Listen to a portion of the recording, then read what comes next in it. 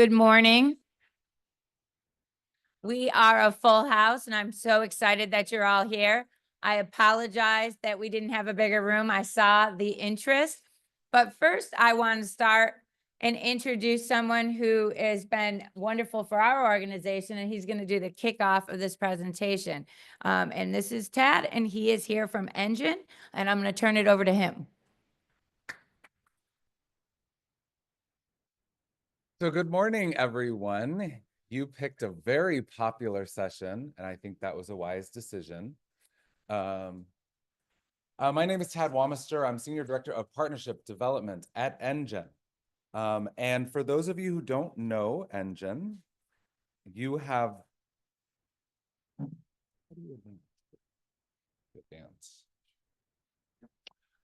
This image really helps to illustrate what Engine is. We want to be a bridge between your ESOL programs and your CTE, your apprenticeships, your IETs. And you are going to hear from Brevard Adult and Community Education about how they're using Engine to support their learners who are pursuing different career pathways.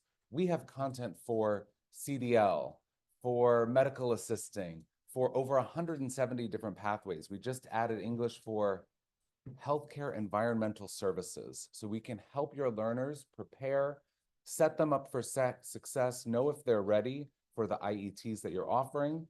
Also, we have some really unique content for internationally trained professionals. So if folks were engineers or nurses or STEM teachers, we have content for those areas. So please stop by the Engine booth in the exhibit hall, say hello. We are a very friendly team, and enjoy the rest of your conference, the Career Pathways path. But I also want to invite you to attend. We're doing a professional development series in April around how to optimally use Engine, again, to support your workplace literacy, IETs, pre-apprenticeships. It's free of charge. So if you can click on this QR code. Also, if you stop by the Engine booth, you can get signed up there as well, but we hope that you will participate. We've had a number of these series that have gone really well. But I'm going to pass it over to the Brevard team so you can hear about the amazing work they are doing down in Florida. Okay, we're back up and running here.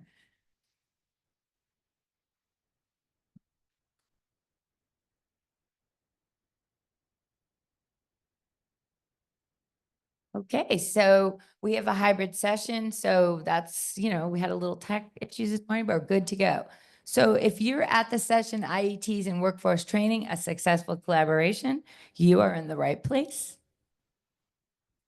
So I will introduce myself. I am Lori Benjamin. I'm the Director of Brevard Adult and Community Education in Florida on the Space Coast. So when you hear about all those SpaceX launches, that's where I live. And my assistant director is over managing the hybrid area, and that is Eric Kotler. So the agenda today, we're going to talk about our mission and vision. We're going to talk about IET program design and primarily about industry and community engagement. We're going to talk about pre-apprenticeship IET pathways and our cohort analysis on that. We are going to talk about our newly added IETs. We're going to talk about our career certificate IET programs, and one of my favorite things that I love to talk about, My Florida Ready to Work. So a little about us. I'm not going to read a mission and vision to you because people do that all the time, and that's not useful. But I do totally believe that you should know someone's mission and vision, and you should also know your own, or if it's not meaningful, recreate it. So every year at Brevard Adult and Community Education, we go back and revisit our mission and vision and make sure it's holding up to what we stand for. And I can tell you that it does. If you look at the vision, it's educational goals and workforce opportunities. And we all know that adult education is getting people back to work, upskilling people and getting them back to work. And I think that IET is the way. So this is a little just information about our workforce initiative in the state of Florida, and our campaign is Get There. And the workforce initiative for our governor is to be the greatest workforce by 2030. And he's really been supporting that. You can see some of our numbers there of just the number of registered apprenticeships, the amount of adult learners enrolled in our state, and the post-secondary CTE students. So it's definitely an initiative here. So that slide was Slido. And I can let you all know that that did that last year. So I don't know why we tried it again, but we did. But Slido is a great slide to do when you're using your own computer and when you're home, but it doesn't seem to like CoApe. So what we were going to do was talk about just what IET means to you. But what we'll do is I'm just going to do a show of hands in the room and let me know who has an existing IET program in their current programs currently. Excellent. Is there anyone in the room that's looking to build a new IET program? Excellent. You're in the right place. Is there anyone in the room, and then you're probably like, don't call me out, but is there anyone in the room that does not even know anything about IET and you're just here to learn what it is? Awesome. All right. So all those people are in the right place. And I love talking about it. To me, IET is the coolest thing. And I see some colleagues from the state in the room that we do this. We go and talk about IET. We love it. Okay, so the first part of IET I want to talk about is IET program design and collaboration. And so has anyone used the indicators, the IET indicators? Does anyone know what I'm talking about? Okay, a few people. So a lot of the decision making is based on the IET indicators. I do have one of the papers with me. If someone doesn't know what they are, you can come up after and I'll show it to you and I can send you to the area where we made our decision making. So as you're building programs, you want to look at what is the local market need, and then how can you work with your business partners? That's really a really important piece of IET, and it kind of builds the pulse in your community of what your community needs. Because a lot of people want to start with like what they like or like what might sound great for their program. Because when you're an educator and you're building things, you're prone to just be like, this is a really great curriculum. But when you're working with IET, you got to really look at your local business partners. So for us, that career source partnership that says up there, that's your workforce board. They're different in each state, but ours is career source. And then you see I have something that says space consortium. Kind of cool, right? Well, we live on the Space Coast. So we really do have that. We have a Space Florida group, and we meet with local industry, ourselves, educators, post-secondary. Anybody comes to the table and we're a work group and we talk about what they need for all those space jobs. They need lots of technicians and need lots of things, and there's not a lot of skill sets out there or programs. So that's really important for IET. A lot of times we look really, really big and we don't look at our local small levels to look at the needs for IET. So 922 Crew there is the address in Cocoa where our school is, and that's 32922.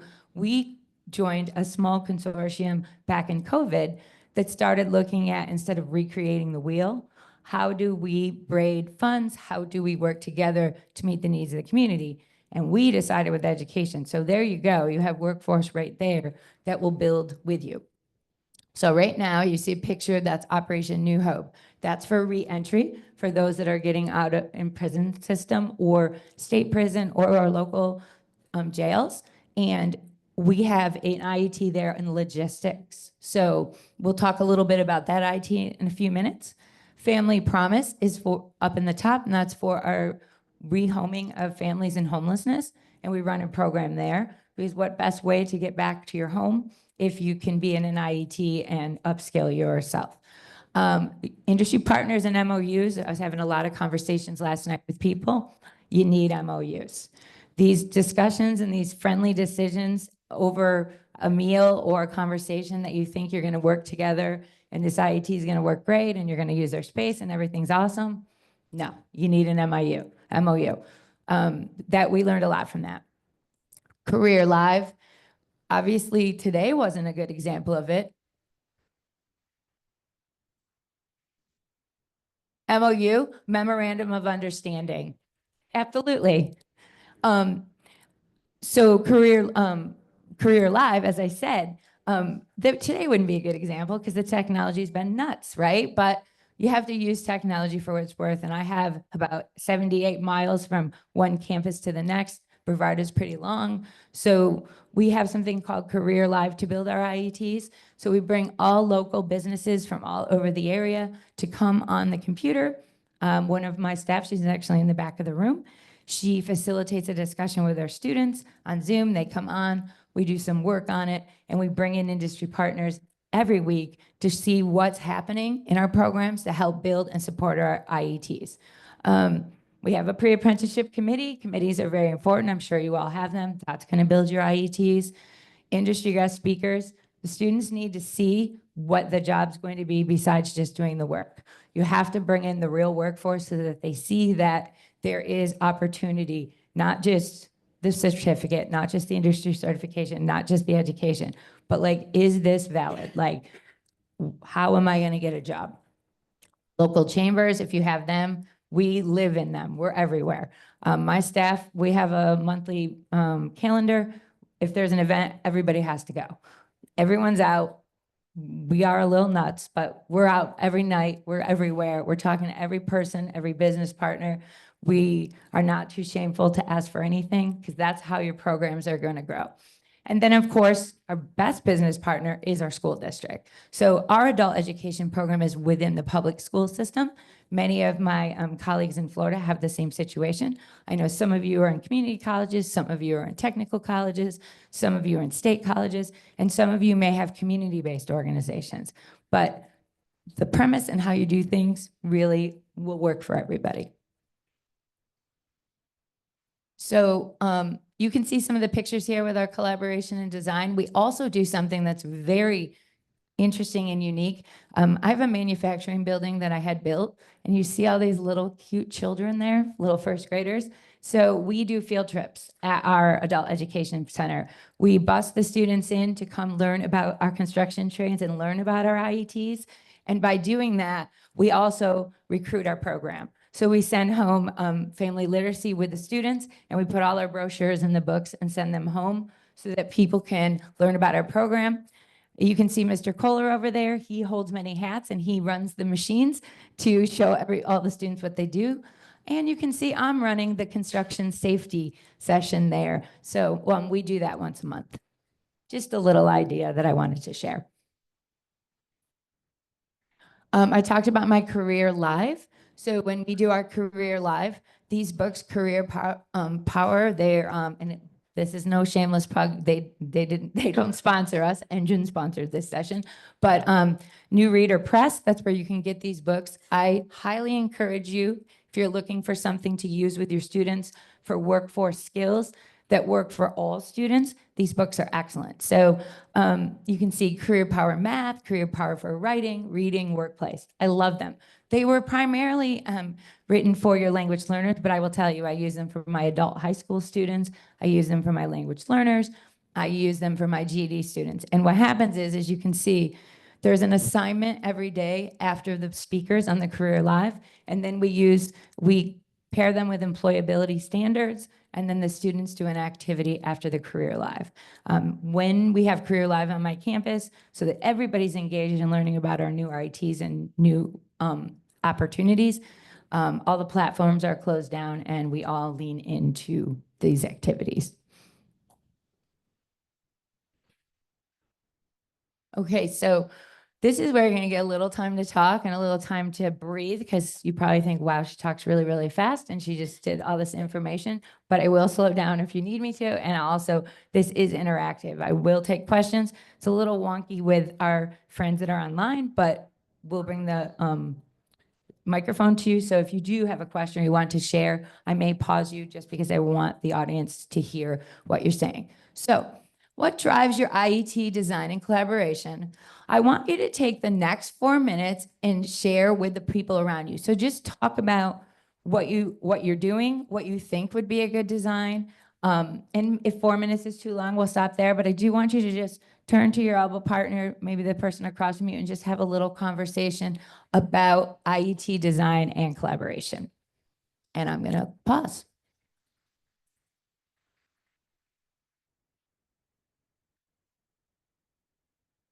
our neighbors can hear everything we're saying when it comes to the way they got it set up.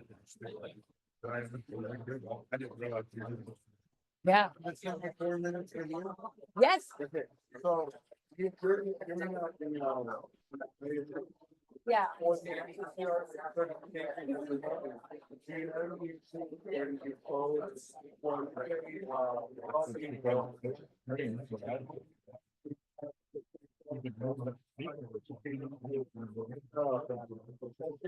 Yep.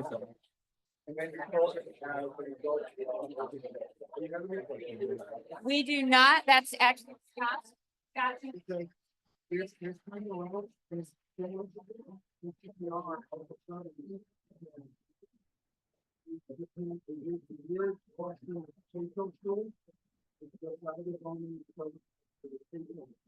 So we, yeah.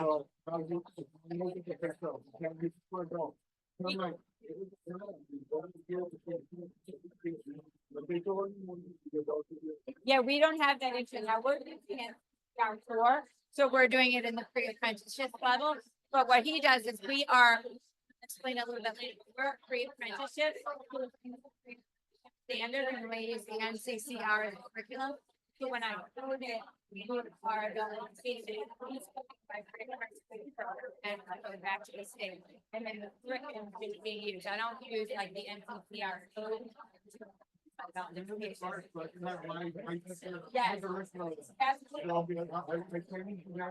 Yes. He's my dad. Because I know they're. Yeah. Yeah. I'm like, I'm gonna go talk to them.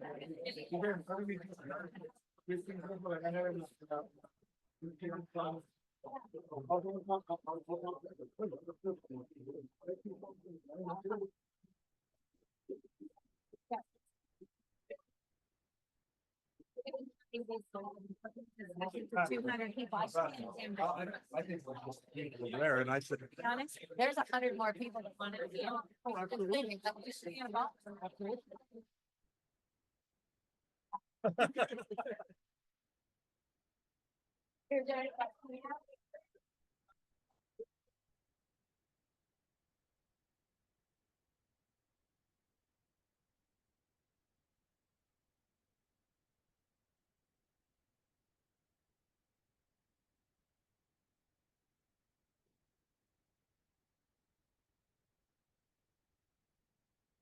So what is this name?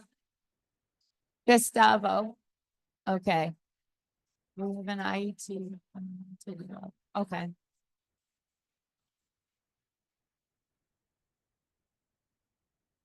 Okay.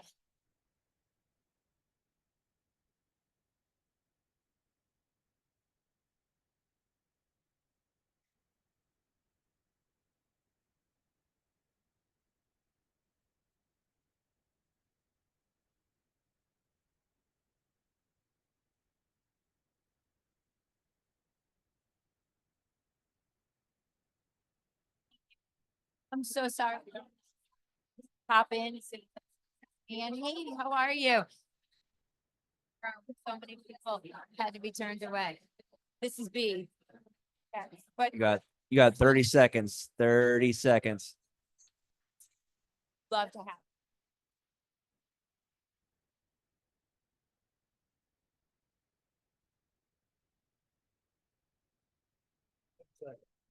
Okay, we got 10 seconds left. I'm gonna bring you back in 3, 2, 1. Nice job. Okay, so does anyone want to share out for the good of the group? I was checking my Zoom and with the people online, and they were talking about building programs. What they talked about was looking at the occupational demand list and look at the labor market needs. So that was something that we got shared out from online. Is there anything that anyone would like to share for the good of the group? Any brave souls? Well, it sounded like you guys had a really collaborative conversation, and you seem as excited about IET as I am, so I'm excited about that. Collaboration is, as you saw as I started us out, one of the most important things to IET. And what we have to remember too is when we're talking to business partners and we're coming from a lens of education, we also have to remember, like, they may not know what a lot of the things that we're talking about. They're coming at it from a workforce lens, which they should. However, there are some things that you have to do based on your state statute or your policies. They'll work with you, but you have to be the expert in those areas and share and explain, because otherwise, there's where the problem's going to be.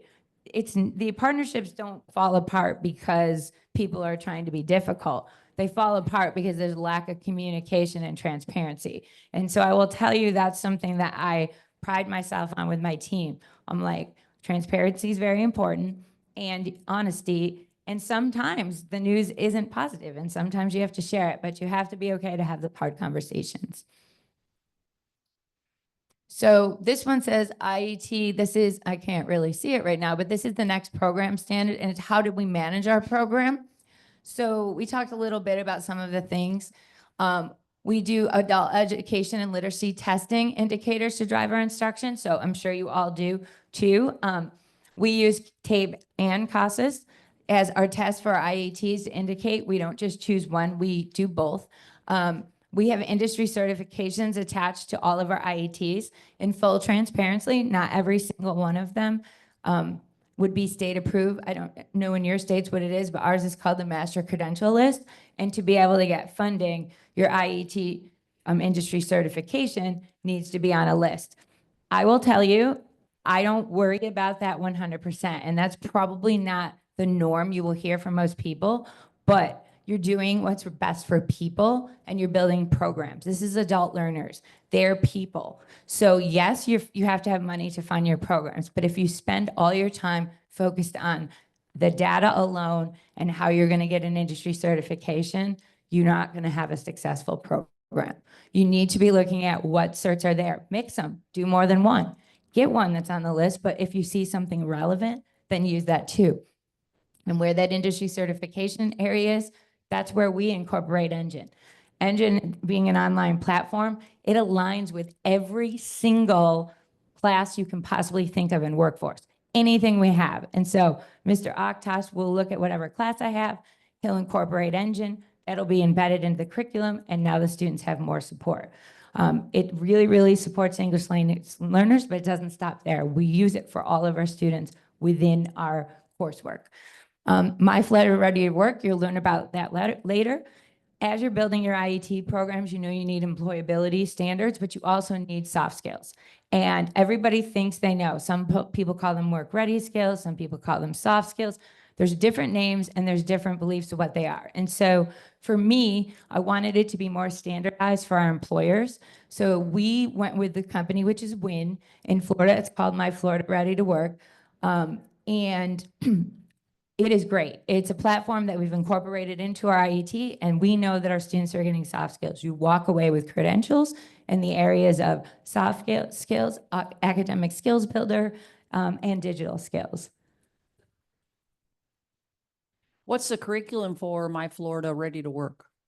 It's on a slide in a few minutes, and I will absolutely give it to you, but I'm glad you asked. When you see ESOL support platforms, that is also Engine.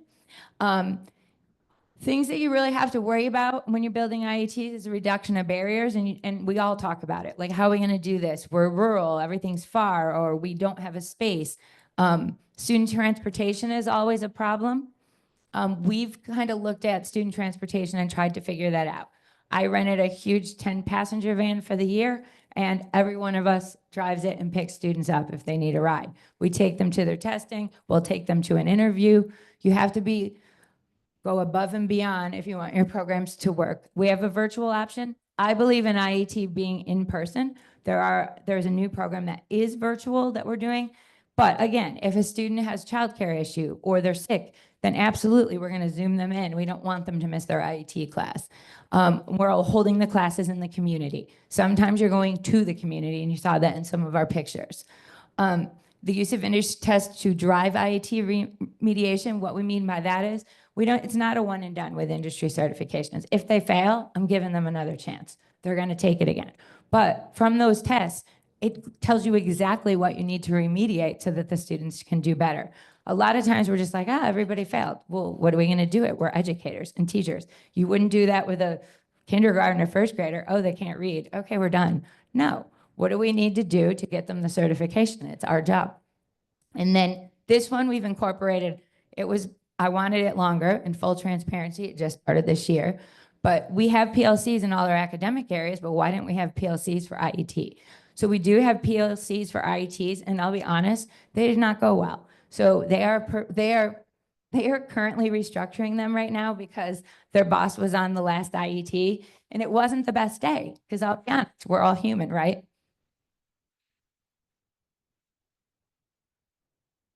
Oh, yes, professional learning community.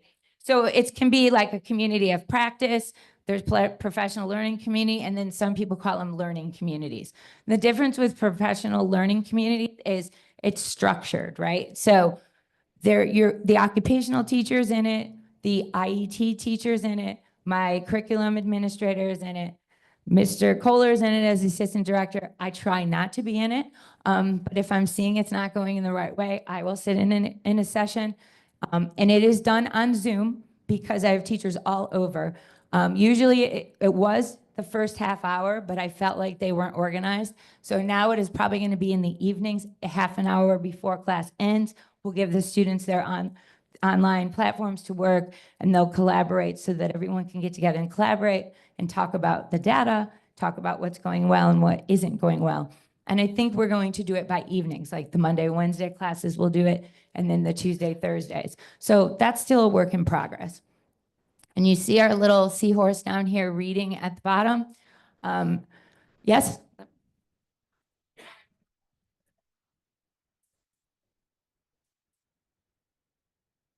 Yep. Virtual one, for example, somebody's teaching face-to-face, and then people are presentation to whatnot, students are connecting. So I need to use the microphone, and there's people online. All right, I'm gonna repeat. You were talking about modality, you prefer to have face-to-face, and then you have a couple that are running virtually. Do you have hybrid? A teacher is teaching in front of the students, and then a few are joining online at the same time?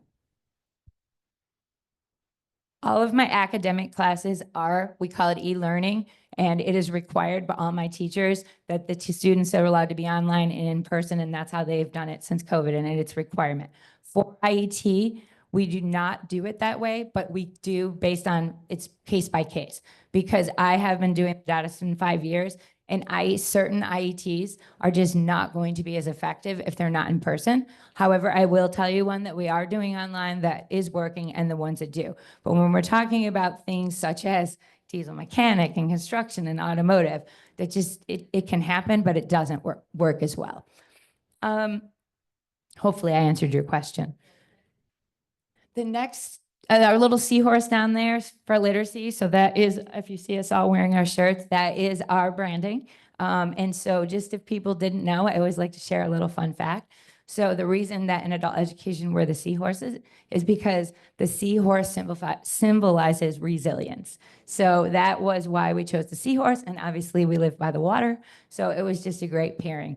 And so it's in everything. We even have a mascot who comes to all of our events, Sammy the seahorse. I'm not sure we have a picture of him, but if you want to see it later, I can show it to you on my phone. So it's pretty fun. And here's another slide that didn't work. What would this one say, Mr. Kohler? Do we remember? Okay.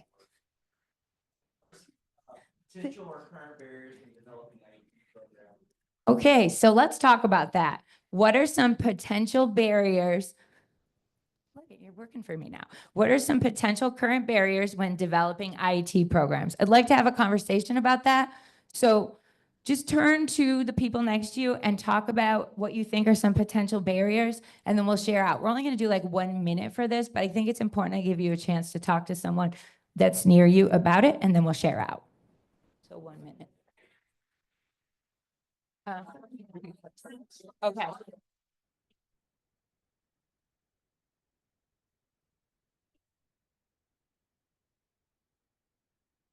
Okay, and how are we doing for time? Is someone timing the actual end of the entire session? I'm done at 9:10, so be timing that too. All right, so, because I want to try to get, huh? Okay, how are we doing so far? Okay.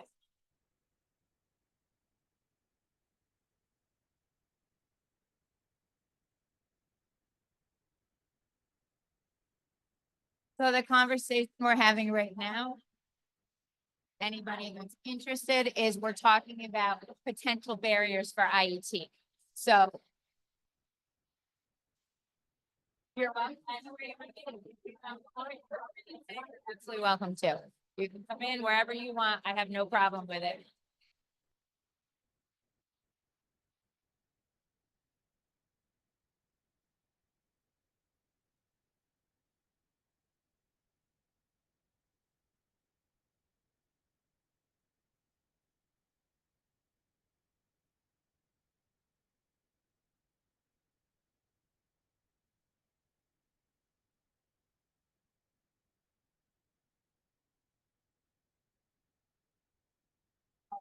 Oh, I got plenty of time. I told them I give them a minute. Let's give them like 2 minutes because they're like wild. Is anybody online? Asking me any? Okay.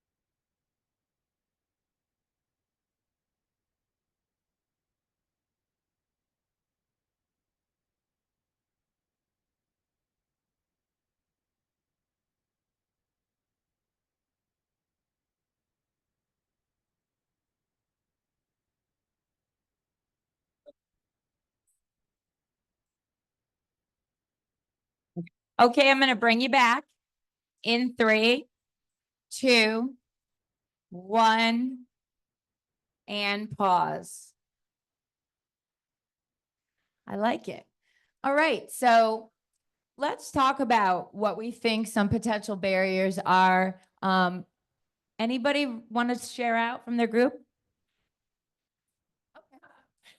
So my question is, so some states don't pay for the certifications. How do you find certifications and trainings that your students can afford? Or how do you find partners that pay for them? That's definitely a barrier. So I do a lot of things to try to find discretionary funds. I try to find scholarship funds. You try to find employers that will market it. And I write a lot of grants. And we're all smiling back there because he's shaking his head. I write any grant that you could possibly write. Because my students can't afford them. They don't pay for their tests. Not a single student pays for anything. I've even worked on grants now, so even students that are traditionally GED don't have to pay for their tests because it's a barrier. There has to be some skin in the game sometimes, so you kind of get worried about, okay, we paid for this test and then they quit. You can't have that mindset. You're helping people. Something happened in their lives. They may have a barrier. They may quit. You know what? It's good money to lose. You gave them a chance, right?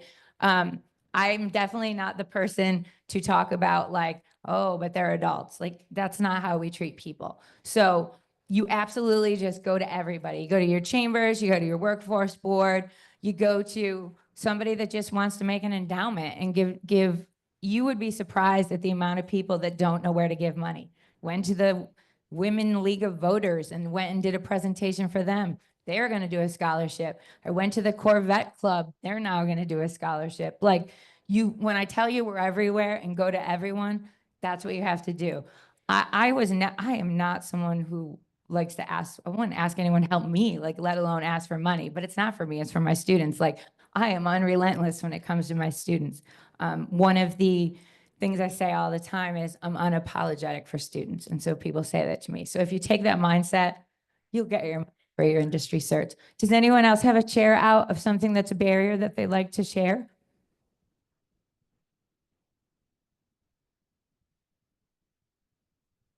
just like resources in general. I'm from Maine, Western Maine, and as I was saying earlier, just to get to the closest Target is an hour away. So yeah, it's having students like they want to do it, but they can't get there, like transportation and all that sort of stuff. It's a pretty big barrier. Thank you. So we talked about resources in rural areas and not being able to get to spaces. That's definitely a concern. Does anyone have anything else for the good of the group as you were talking about barriers?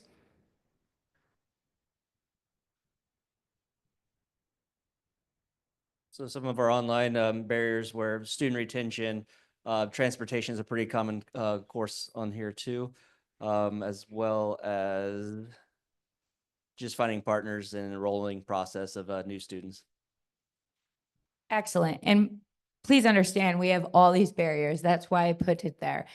Transportation is huge. Like I said, we pick our students up, we get bus passes, we ask them to become friends with their people in the class, they carpool, childcare is an issue. You know, if we do not have them bring their children to school. Has it happened? Sure. And we figure out a way. We try to look at area like Early Learning Coalition is what we have in our area, helping them find childcare.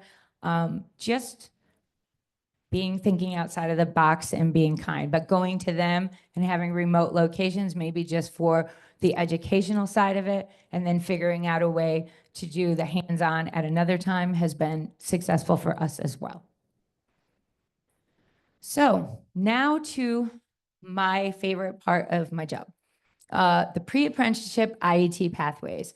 The pictures you're looking at right here are two of the buildings that I have in Brevard at my main campus.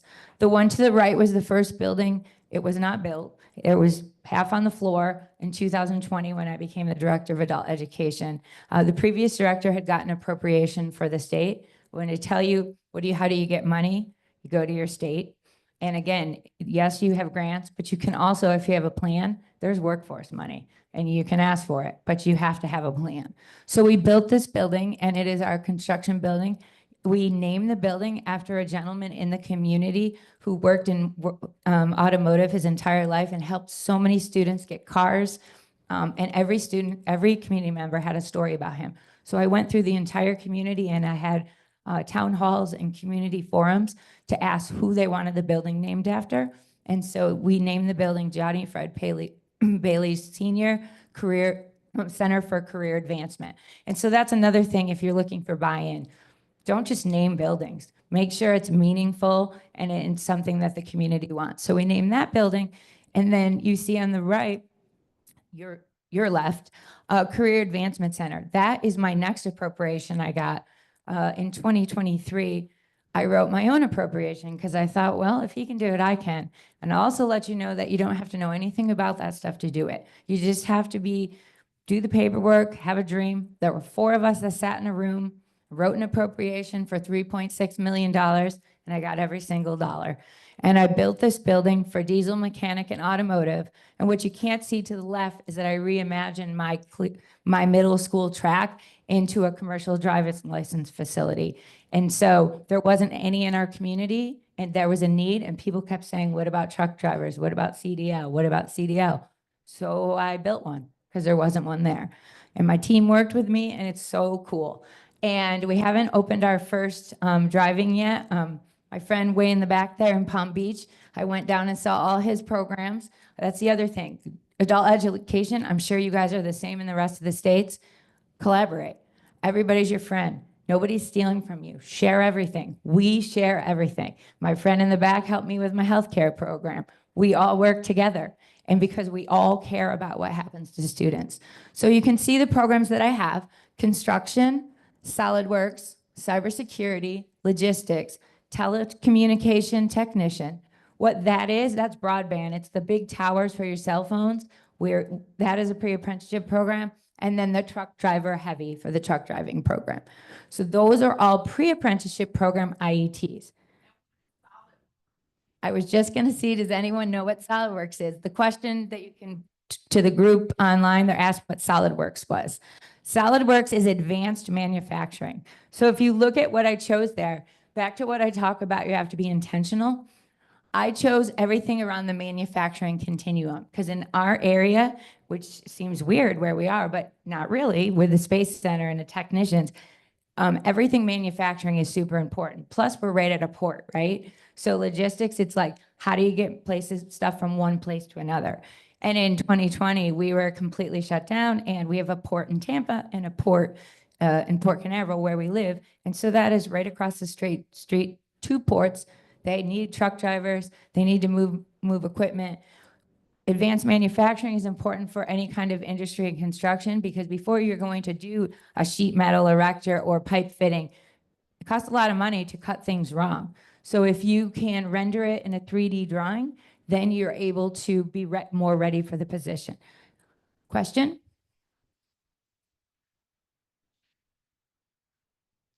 So my pre-apprenticeships are IETs. The question was, what is the difference between a pre-apprenticeship and an IET? So a pre-apprenticeship, and in the state of Florida, I'm going to clarify, it's a little different in some of your states. Most apprenticeships are through the Department of Labor. They are not in the state of Florida. Our apprenticeship and pre-apprenticeship programs go through the Department of Education. But a pre-apprenticeship is a pathway to an apprenticeship. But all of my pre-apprenticeships are IETs. So there is my occupational teacher for the pre-apprenticeship with a side-by-side model with my IET teacher for the contextualization of the reading, which most of these coursework that I've chosen here, obviously pretty high reading levels. And so that's been really helpful to the class. Most people that come in it can definitely do the hands-on portion, but there is a lot of reading and a lot of work. SolidWorks is pretty demanding. However, it's very, very popular. And it was something that our employers asked for. There is a gun company in our community, and they said that they wanted SolidWorks. So that was actually the first grant I wrote to set up the lab in my manufacturing building to start the class. And sometimes the Blue Origin would send cohorts of their students. We haven't had one in the last 2 cohorts, but they send them to take our SolidWorks course in our IET, and they get a raise immediately in their position. So that is a partnership.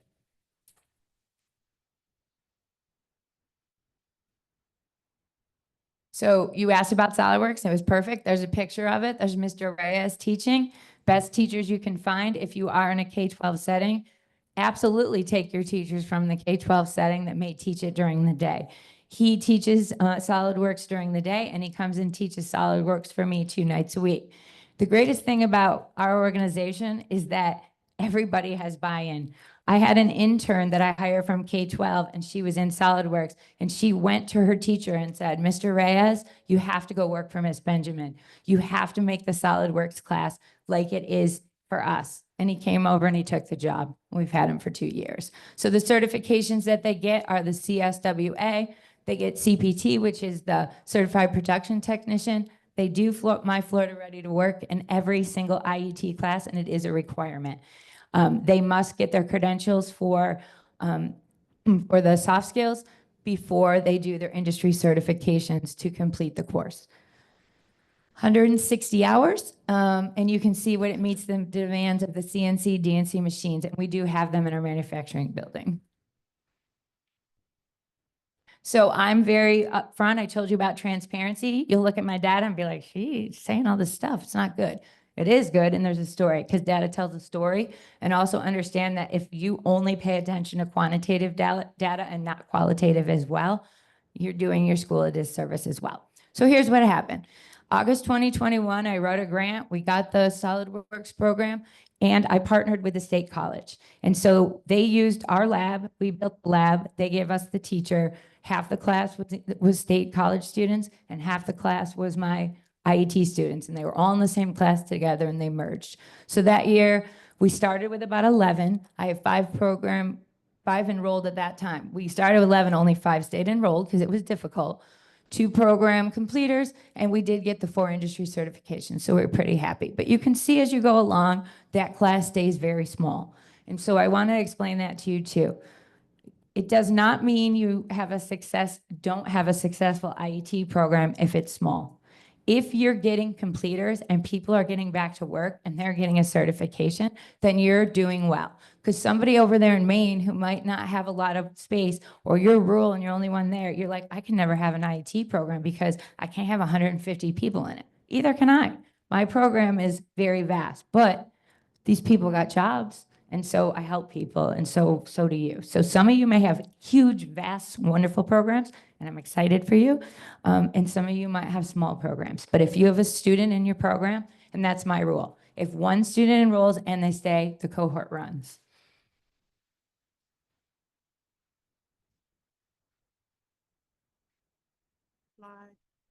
This? No. This one? You want to know those data? Is that what you're looking? This one? Yes.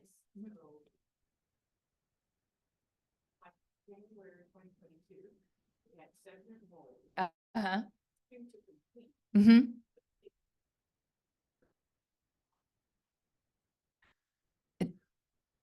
You can take your certifications and not complete the court work because there's certifications as you go along. But to be a completer, you have to do every single thing in the class in a pre-apprenticeship program. So that can happen. And you see that was in 2022, but you take takeaways from that. Then you're like, well, how do we fix that? What are we going to do differently? Maybe we're not going to offer the test that soon. This is when we're going to offer the test. So that's absolutely why.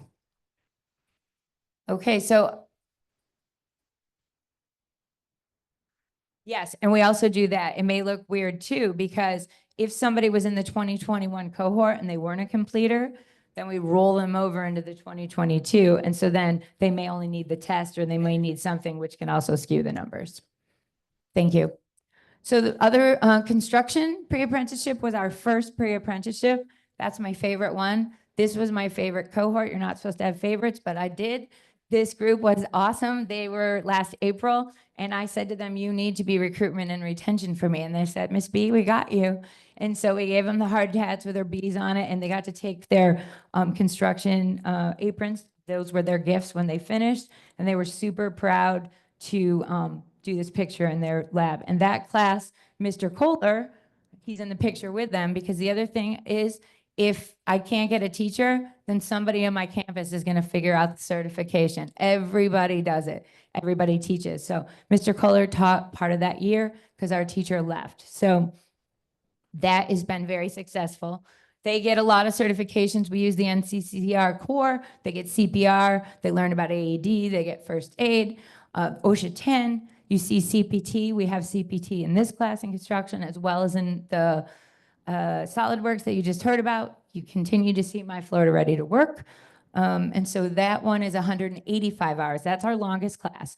That's 9 months. Most of them are 6 months in a pre-apprenticeship. This one is 9. So it's basically like 6 months for SolidWorks and then the CPT. And we move it around of how it's going to be taught based on what certifications our teachers have and who we have at the time. And so here is the world of construction. And we started in May 2019. That was pre-me. And it was a huge cohort. And I was super excited. And then I came in August of 2020. That was our cohort. You can see we were really struggling with retention then. And obviously everyone knows the reason back then. And then we struggled to get a teacher. And we really had some tough years of getting the program completers. And then you can see my spring 2024, and that's probably why I'm so proud of those young men. I was sad there was no women in the class, but I have women in my next cohort right now, just a plug. And so they did really, really well. I mean, you can see my 2025, the enrollment's pretty good, and they're still active. And again, share your data with people, the good, the bad, the ugly, the great, because you learn from it, right? And you can also help people. I think it's really important. You'll see some of these like asterisks on these numbers. That means that we did roll them in. So we asked for an extension for the state saying, you know, they're really close. Can we extend them for another 3 months and they get the extra hours and try to get those interest certs?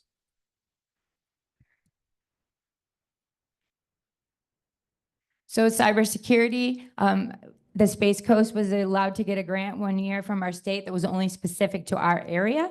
And of course, I wasn't going to give up grant money. So I wrote a grant for logistics and cybersecurity for pre-apprenticeship, and I got both. So I was able to build my cybersecurity program and then be able to sustain it. And that is a 120-hour program, and it's in the manufacturing building. I have a multi-use computer lab where I run SolidWorks and I run cybersecurity at one time, and then the manufacturing buildings on the other side with multi-use tables and computer support in there. If you are building a new space, think about it in a large plan and think about it in multiple use, because that'll be very important for your dollars, because that was how I thought about everything we did, and it's really helped us tremendously. We do CompTIA ITF. It is going away and changing next year. In full transparency, not on our master credential list, but it is the required certification for our apprenticeship. So to be a pre-apprenticeship, you have to have an apprenticeship, and our apprenticeship sponsor wanted us to have that. And I'll be honest, it's still a really important skill, and it's not that easy. So it is a requirement. And in this class, because it's cybersecurity, for Florida Ready to Work, they're asked to do the soft skills and the digital skills. If you're going to be a cybersecurity person and an IT level, you really should have some digital skills. So those are both required as well. And you can see over in the corner, they're doing a little activity. Those are called Raspberry Pis. And so they take apart network and look at a little computer and just learn all the parts of the computer. The picture right here is Florida Ready to Work, and they are doing a thinking about critical thinking. There's little scenarios about how you do things, and that's required and embedded in the curriculum every day. And so this is our cybersecurity. Our first cohort opened in May 2023. I was pretty excited of the numbers, but then I wasn't so excited about the completers and the industry certs. And we kind of like lost people. It was like, what happened to everyone? I'm sure you felt that before. Like they were here, now we've lost them. What's going on? And then January 2024, it was like, whoa, we have so many students. We had like 40 students sign up. I had to get another teacher. We had 2 cohorts. I was super excited. We had a lot of program completers, and about half of them got their industry certs. We started another cohort in this past August. In full transparency, you look at program completers, you're like, what happened? Our teacher quit on us like a month after school started. I was like, well, that's awesome. And he actually works in our district as the IT person. See, even your district sometime.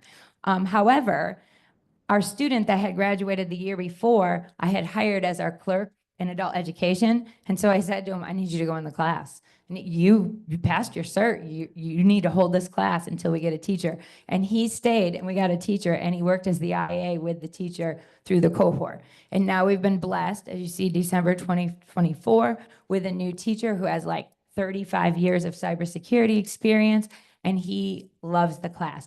I think he emailed me at least 10 times a day for his first month there until I got the rest of the step, and not in a bad way, just so excited. I mean, he was ready to like have 17 more certifications. I was like, calm down, but we want you to have whatever you need because we want you to stay.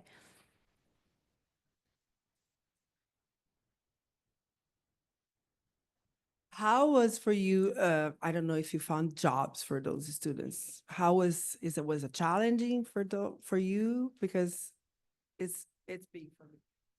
So it's actually not that why am I going the wrong way? It's actually not that challenging because of where we live. Like IT is pretty important. Plus our school district is one of the biggest employers in our area.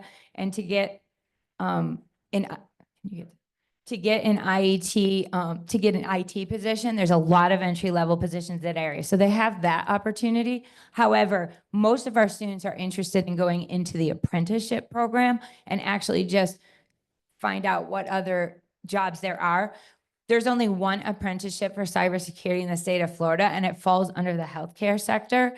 They've been, in full transparency, kind of difficult to work with, but we have to have an apprenticeship. So we're hoping someone in industry joins apprenticeship. However, there's a lot of small businesses too in our area that hire and come in, but the best thing that works for cybersecurity is bringing in those speakers, because there's little So we bring in anybody in this area of cybersecurity to talk to our students. And sometimes that's the interview in itself, because there's a lot of small businesses that every business needs IT. Okay, so the next pathway, and hopefully we're doing good for time. We're here till 9:10, and I have 10 minutes left. I want to get through everything, but I think we're doing okay. We have logistics. I talked about that a little bit early.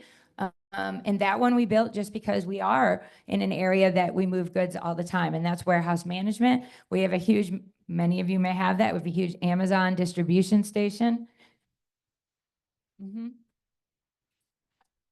How do you explain logistics to people that don't understand what it is so that you get them excited?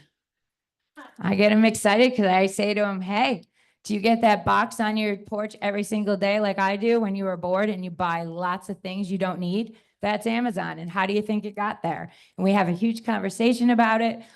We actually have this life-size Jenga that we put out as a display. She doesn't bring it to every single tabletop, but we do it. And we just show like, hey, did you ever play Jenga?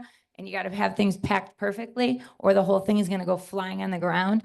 That's our thing about getting people excited about logistics. We do have an Amazon distribution center that's in our area. They do train, but they want someone to come and show that they're trainable. So even if they're getting a certification that maybe that warehouse management has to have their own, they're still going to hire my people because they know that they are trainable. I've taught the logistics class off and on. If you show I always show them videos at the beginning of new modern warehouses, and they always are very excited because, I mean, if you've not seen a modern warehouse, it's a lot different than it was just even 5 or 10 years ago. They're super spotless. Thank you, Scott. And yes, he just showed you what I've told you. Both of them taught the logistics class last semester because I lost my teacher, and they were really good at it and they had great results. So, you know, if you're a teacher, you can get the certification. I got them certified and they taught the class. We use Florida Ready to Work. Small part right here, that's Miss Byther. She's my ESOL teacher, but she was also in the military and she's also a certified teacher. That was Cha-ching. That makes her a one teacher model for logistics. So we got her certified in logistics and we decided to make an ESOL only cohort. It was wildly successful and she did it again this year. So always thinking outside the box is really, really important to get people what they need. And so here's our logistics. It started very small because, again, back like you said, no one even knew what it was. We talked a student into it. 3 came, 2 left, but the one that came stayed till the end. He got his certification. So guess what? That's success. And so you can see we've got multiple active cohorts. This August, we started our first cohort of logistics, as you saw the picture in the reentry program for corrections. That's been a challenge.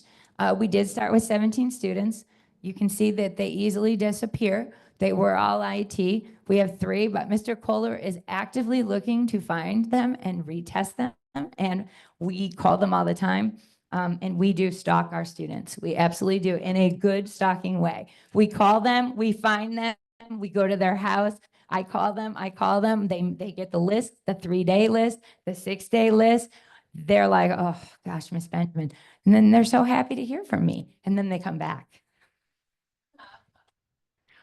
Parapro, for some of you might call it instructional assistant, paraprofessional. That was one of the first cohorts I started. This is not a pre-apprenticeship. My, how many? 10 minutes. One of my first supervisors were like, oh my gosh. And I'm sure you all struggled with this issue too. Back 5 years ago, we were out of the classroom, we weren't teaching, couldn't get a teacher along as get an instructional assistant. So we needed to fill the need in our own district. And there was no testing facility in our district. Even if you wanted to take the paraprofessional exam, you had to drive. So I called Prometrics and I got us certified. And so the testing could be on my site. And then I started, and I call it my bootleg Parapro class. I was like, I don't know what we're doing. We'll just try it. We'll do it in a community class. We'll see what happens. See if the people pass. It worked.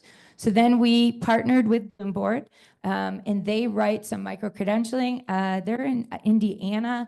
So many of you, if you're that way, that's where they're from. They're amazing. And they were working on this paraprofessional curriculum.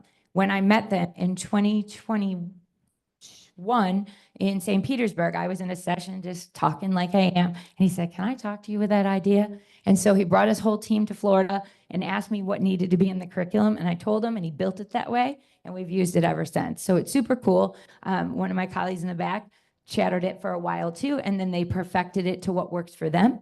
But again, it's teaching people how to get ready for the test, but it's also doing all those skills in the classroom that is important for an IA, because the worst thing you ever get, and I was a teacher before I became a director, the IA that just is the clerk making copies. They're just sitting, because you don't have time. You don't have time to tell them what to do, but these IAs come in and they know what to do. So it's been wildly successful. These two ladies right here work in our school district. They were a PCA, which is a personal care assistant, and we were doing away with that, so they had to have their certifications. She had no computer skills. I'm best friends with her sister, and she said, Mitch, and I had her as a PCA, as an assistant principal, and she said, Miss Benjamin, I'm never going to be able to do it. And I said, don't even ever say that. And we put her through 3 cohorts, and she walked the stage at our graduation 2 years ago, and she's now an instructional assistant. So there's our parapro data, and we do try to track who goes back and works. In the first year, we didn't actually track the data. That's why we don't have it. And I said, I really want to see who goes back. And so we continue to do that.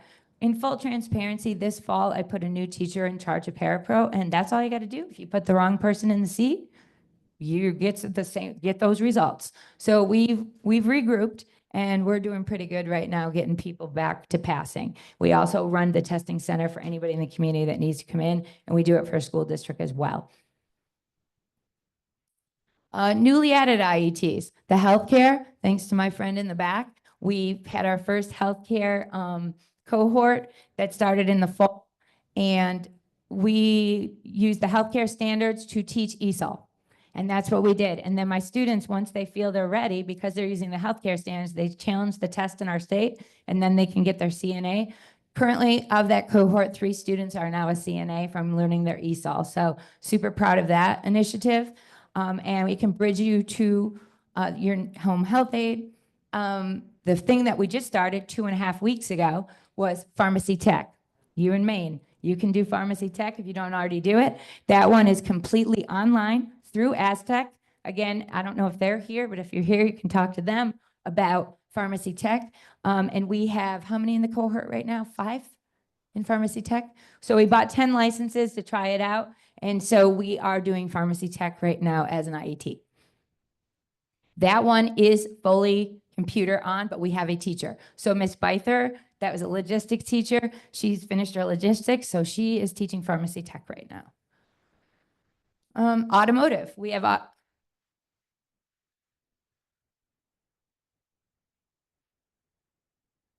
you just have to be a teacher, just a certified teacher.